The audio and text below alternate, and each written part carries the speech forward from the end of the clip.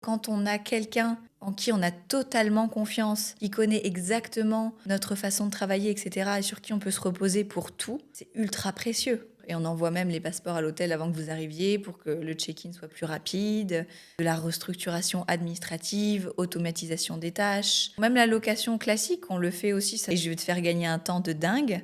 Et cet élan-là, c'est ça qui change ta vie. Je suis débordée d'emails. Vous pouvez faire quelque chose pour moi et si oui, comment? Oui, bien sûr, on peut gérer ta boîte email. Après, ça dépend du niveau de confidentialité que tu veux donner à tes emails. Si pour toi, il n'y a pas de sujet sur le fait de donner accès à ta boîte email à ton assistante, bah, on peut gérer tous tes emails, les ouvrir, répondre quand on connaît la réponse, te solliciter si besoin, te faire des récaps de ce que tu as reçu comme information, celles dont tu as besoin d'avoir connaissance en tout cas. Celles dont tu n'as pas besoin, on les passe. Enfin, donc oui, bien sûr, on peut gérer ça sans problème. Mais admettons que j'ai un haut niveau de confidentialité. Est-ce que vous pouvez signer un contrat de confidentialité? Oui, bien, on a des NDA dans tous nos contrats. On a des contrats avec nos clients qui protègent vraiment. L'objectif des contrats avec eux, c'est évidemment de définir le forfait, de rappeler que c'est sans engagement et de leur expliquer que s'ils souhaitent mettre fin au contrat, ils ont juste à envoyer un email ou un courrier, mais enfin un email, ça suffit. Et surtout, de spécifier que toutes leurs données seront protégées. Parce que évidemment, on a accès à toutes leurs données personnelles. Au bout d'un moment, on a enfin, leur carte de sécurité sociale, leur pièce d'identité, leur passeport, enfin, on a vraiment toutes leurs informations. Donc ça, on fait très attention à ça, oui.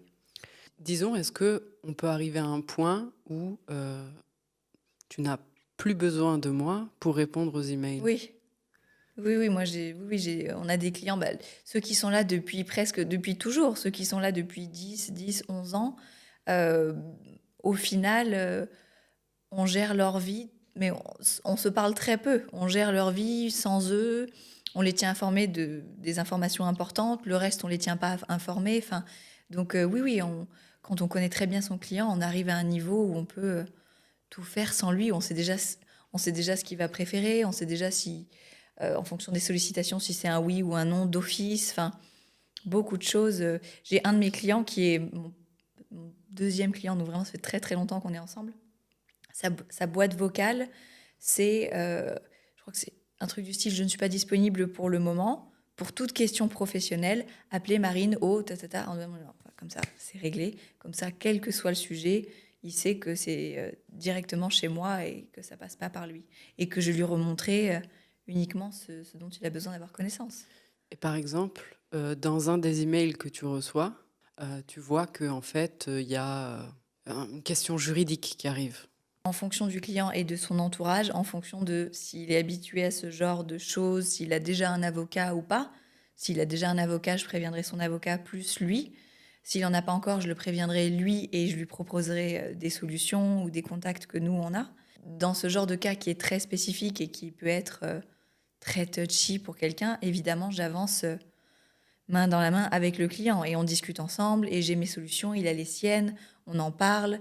On peut même, si besoin, ça m'est déjà arrivé, aller voir plusieurs avocats ensemble pour définir lequel est le mieux.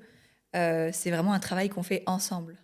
Est-ce que aussi, disons, dans les emails que tu reçois, tu vois en fait qu'il y a une demande administrative pour mettre à jour un permis de séjour ou une demande de naturalisation? Ouais, Parce que c'est quelque chose aussi ouais, qui on l'a pourrait. déjà fait ça. Ok. Et On comment l'a... ça se passe à distance? Parce qu'en fait, la réalité, c'est que vous gérez tellement de choses à distance qu'on ignore. Donc, Ouais. comment tu peux faire une demande de permis ou de... Bon, ça, c'est vraiment un sujet où il y a vraiment, vraiment pas besoin de présentiel, puisque il faut monter tout un énorme dossier, que ce soit un renouvellement. Renouvellement un peu plus facile, renouvellement carte de séjour, mais naturalisation, ça aussi, on l'a déjà fait. Le dossier à constituer est énormissime. Et ça, c'est pas un truc qu'on fait en allant toquer à des portes en présentiel. Ça, c'est de toute façon quelque chose qu'on fait à distance parce qu'il faut appeler la mairie pour récupérer un certificat de naissance, voir avec le client s'il a encore son certificat de mariage, sinon le récupérer d'une autre façon. Enfin, de toute façon, on sollicite plein d'organismes pour récolter toutes les informations dont on a besoin. Ça ne se fait qu'à distance. Et une fois que le dossier est complet, et c'est des très gros dossiers, une fois que le dossier est complet, il est déposé en ligne. C'est pas en présentiel non plus. Il est déposé en ligne et ensuite on attend d'avoir un retour de l'administration qui soit nous demande des informations complémentaires, soit, si le dossier a bien avancé, demande un rendez-vous, mais avec la personne concernée. Donc là, c'est le client, évidemment, qui ira rencontrer l'administration. Mais, euh, mais oui, ça, c'est vraiment un exemple. C'est comme l'insémination, c'est un exemple de sujet complexe euh, qui est très difficile à gérer pardon, pour les gens qui n'ont pas le temps, et même ceux qui ont le temps, parce que c'est vraiment un sujet difficile, qui se fait entièrement à distance. Et est-ce que vous avez déjà dû gérer des urgences de type un audit, un contrôle fiscal, un litige? Oui, litige, oui, ça arrive. En plus, comme on a des sociétés, enfin, comme on a des clients sociétés, il y a plein de... Ça arrive régulièrement des litiges. Donc ça c'est facile à gérer. Soit, encore une fois, en fonction de la société, soit elle propose le remboursement, soit il y a une petite escalade d'argumentaire. Enfin bon, bref, rien d'incroyable. Oui, on peut gérer ça. Et qu'est-ce que tu m'as... qu'est-ce que tu m'as Contrôle donné? fiscal Oui, ou... contrôle fiscal, absolument. On a une société qui nous a contactés il y a pas très longtemps. Une société qui nous a contactés il y a 4-5 mois. C'est quelqu'un qui n'a jamais déclaré ses impôts pendant 3-4 ans, même plus, peut-être 4-5 ans. Il n'a jamais déclaré ses impôts. Il n'a jamais donné les informations comptables à son comptable pour que le comptable puisse faire les déclarations, même d'URSSAF et de TVA qu'on doit faire régulièrement. Donc du coup, son comptable était parti en disant bah, moi je peux rien faire. Donc il a passé des années dans cette situation sans rien déclarer. Et l'administration fiscale l'avait rattrapé en lui disant bon là il va falloir nous donner les 3 dernières années sinon c'est chaud pour vous. Et il avait entendu parler de moi par hasard, mais vraiment par hasard, par, euh, par un client.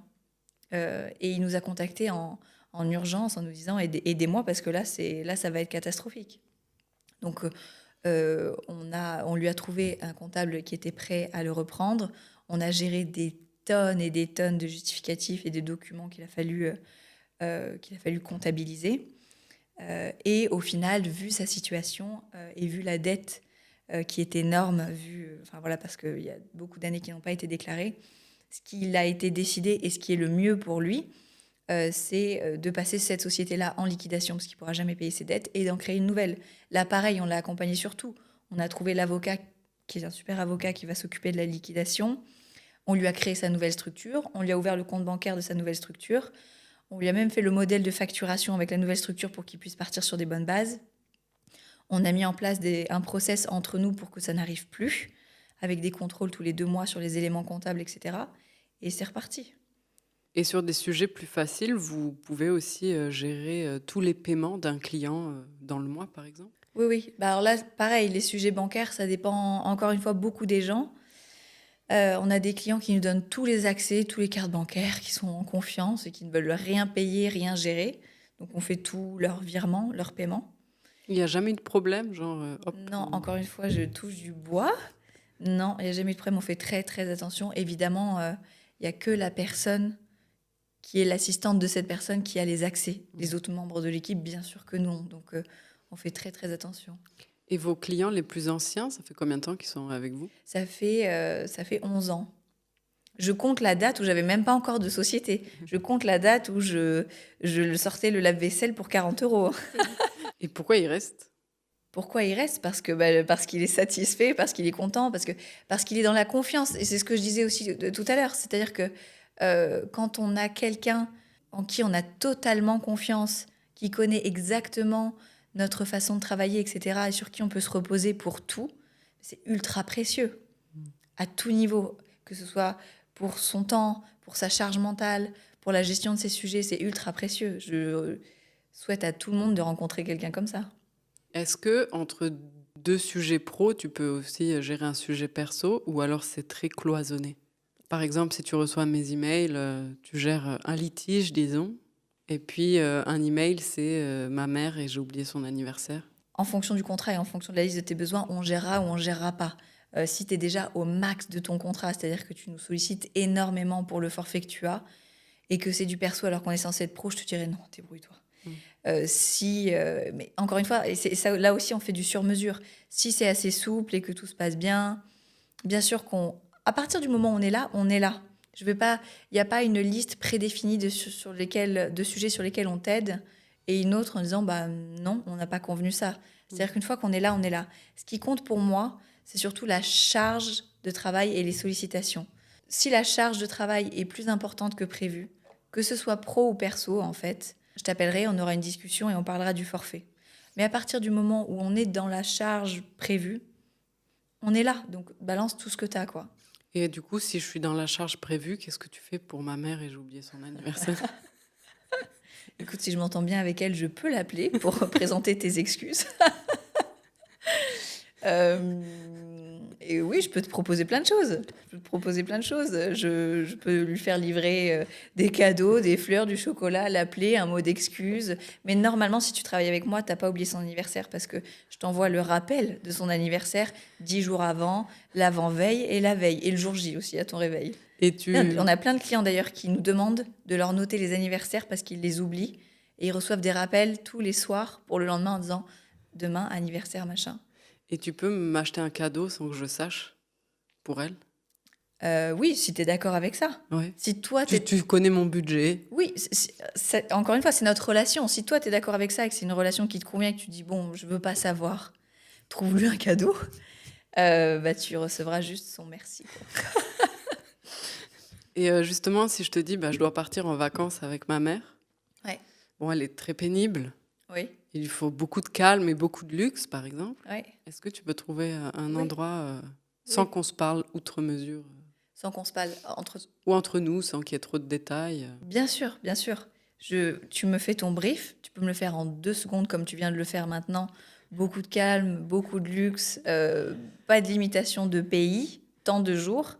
Et Ah non, ouais, elle n'aime pas l'avion. elle aime pas l'avion. Enfin bon, Donc, bref. il faudrait 2 heures à 2 heures.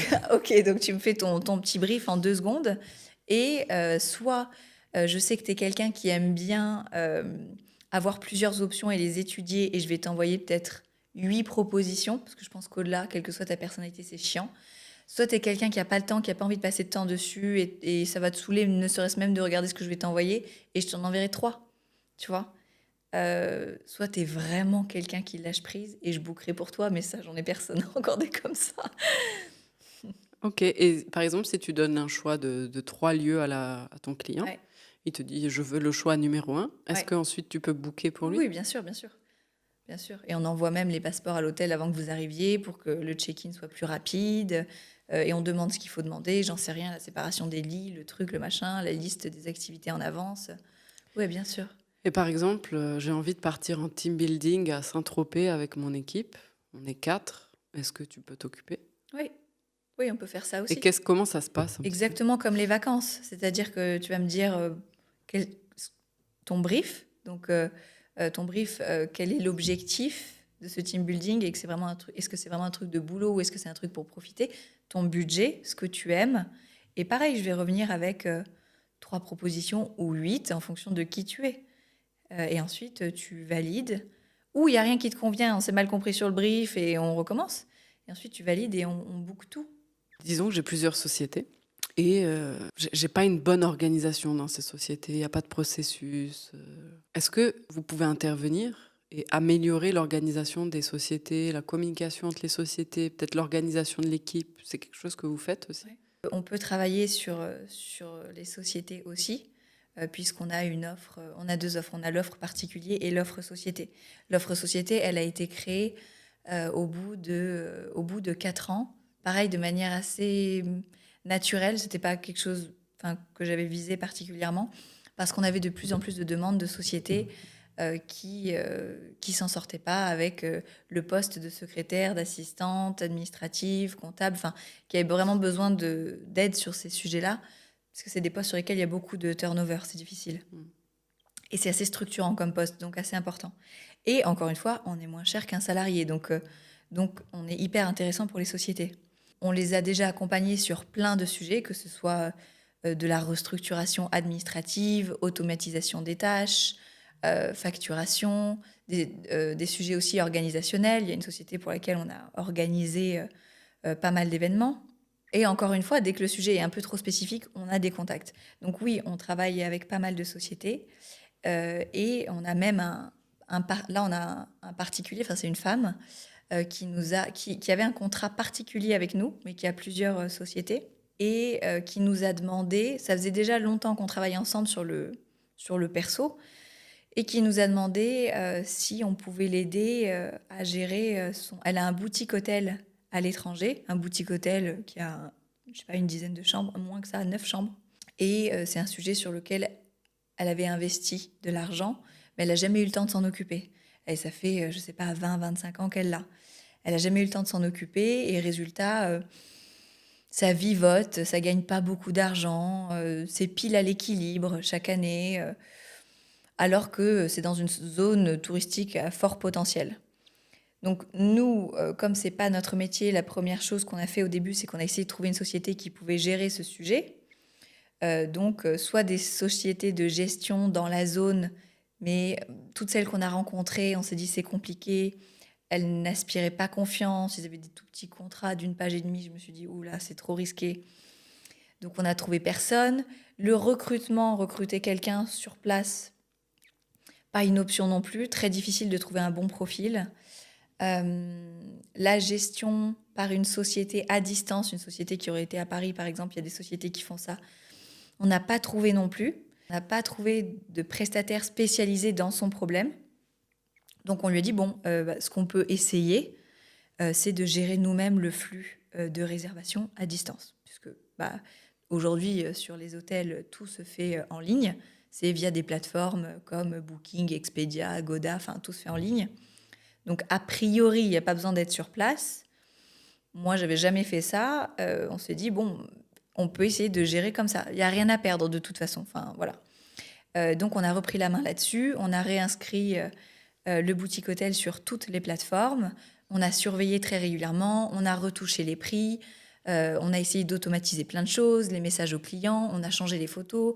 On a répondu à tous les commentaires Google depuis 15 ans parce que personne ne l'avait fait. Enfin, on l'a mis sur Airbnb aussi. On a fait plein de choses comme ça. Et au final, ça a bien marché. On a tout automatisé donc chez nous. Et le chiffre d'affaires a augmenté et ça se passe assez bien. Donc c'est un exemple juste pour dire que notre premier réflexe, ça va être de chercher quels sont les spécialistes du sujet en question. On les a sollicités, on a eu des entretiens avec eux, on s'est rendu compte que on ne pouvait pas faire confiance à ceux qu'on a contactés. On a essayé en France, on a essayé à distance. On a vraiment cherché, on n'a trouvé aucune solution qu'on pouvait présenter aux clients parce qu'on savait que ça ne fonctionnerait pas, quoi. Et on a fini par dire, bon, essayons comme ça. Et ça a bien marché. Ça veut dire que si j'ai de l'immobilier, tu peux m'aider à le vendre, à le louer? Oui, encore une fois. Ouais. Oui, bien sûr. On gère pas mal de Airbnb aussi pour nos clients. Donc sur la location, même la location classique, on le fait aussi. Ça, c'est vraiment très, très facile. Ça, avoir une belle annonce, des belles photos, des conditions, un contrat à mettre en ligne et savoir différencier un bon dossier d'un mauvais dossier pour le locataire, ça, vraiment, ça, on le fait très facilement. Après, vendre un bien, ce que je peux te proposer, c'est de le mettre en ligne sur toutes les plateformes accessibles pour les particuliers. Je peux aussi te proposer de le passer à certaines agences. Mais bien sûr, je ne vais pas le vendre à mon réseau, tu vois. Moi, je ferai tout ce que toi, tu peux faire que tu ne feras pas. Et je vais te faire gagner un temps de dingue. Et je vais aussi dégager toutes les fausses annonces, les gens qui vont t'appeler pour rien. Enfin, je ferai en sorte que ton numéro ne sorte pas, parce que quand tu commences à rentrer dans ces trucs-là, tu te fais appeler de partout. Enfin bref. Et je te remontrerai que les choses intéressantes. Quand on te fait économiser du temps, c'est bien plus que du temps que tu vas gagner. D'une manière très concrète et pragmatique, oui, on fait économiser du temps à nos clients et c'est l'objectif principal, de leur faire économiser du temps. La réorganisation de leur vie, ça leur fait économiser du temps. Mais ce qu'il faut comprendre aussi, c'est que, et c'est la raison pour laquelle tout le monde dit que le temps est précieux, il ne faut pas voir ça juste comme du temps. Quand on a du temps en plus, ça a une vraie valeur financière. Ça peut nous permettre de rediriger notre énergie dans la bonne direction. Ça a une valeur. Ça peut être pour quelqu'un qui est très business oriented, ça peut être de passer plus de temps sur ces sociétés, de créer de nouvelles sociétés, de se sentir plus libre, d'avancer encore plus vite dans sa vie, parce que des fois on se dit ok, j'aime ce que je fais, etc. Mais là, je suis arrivée à un point où je peux pas faire mieux, je peux pas faire plus parce que je suis déjà au max du max du max. Et de réduire ça, ça te donne un élan, en fait. C'est ça le mot, c'est que ce soit pro ou perso, parce que là, je parle pro, mais dans la vie perso, c'est pareil. Ça te donne un élan, ce temps, qui a une vraie valeur, qui a une vraie valeur à tout point de vue. Et cet élan-là, c'est ça qui change ta vie. C'est ce nouvel élan qu'on peut te donner.